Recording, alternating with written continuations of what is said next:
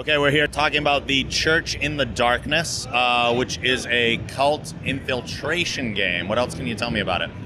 Yeah, so it's set in South America with this cult called the Collective Justice Mission. They've moved down there because they don't like living in the U.S., so they've gone down there. It's the late 70s, and you're trying to infiltrate there to look for your nephew Alex to see if he's okay or not.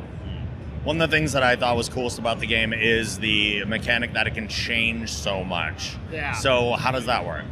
Yeah, so you don't know if this cult group that he's a member of, if they're if they're like really apocalyptic and dangerous and they're going to hurt themselves or hurt someone, or if they're just really radical, people want to live a different way of life, like they're really, progressive, but still like a cult group in either case, but in one a really dangerous one and the other one kind of just a different way to live.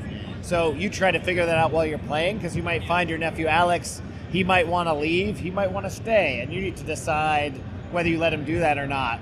And you can force him to come with you, or you can decide to let him stay and then just leave the group.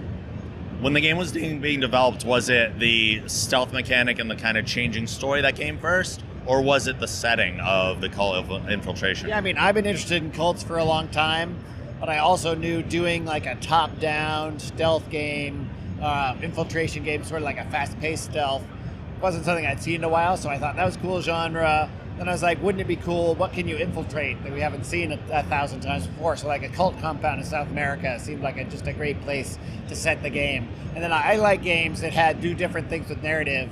So like the idea of seeing both sides of a cult like this, one where they are dangerous, one where they're not, and having a little bit of a mystery to it would make the game really replayable, and I thought that was really cool. Yeah.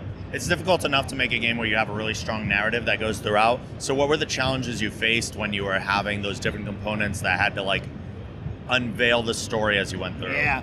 It's definitely planning out all the permutations to all the different endings you can get, and then writing content for all of those things is challenging, because it's easier to just write like a novel or like a movie or like a game that feels like a movie where it's just the same story. You can make it exactly right.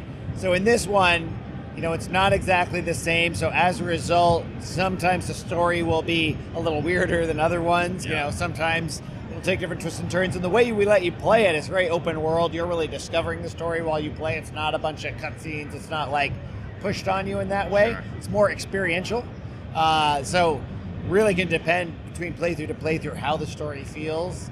And we're just trying to put in enough systems to make sure you're getting the key beats each time, but still letting you play the game the way you want to play it. I know the game's been in development for a while. Is there a release date being targeted right now? Yeah, we're talking about this year. Oh, wow. So we're trying to put all the pieces together. We got most of our content done. It's just polishing and putting all the pieces together at this point. So. And if people want more info on the game, where can they go?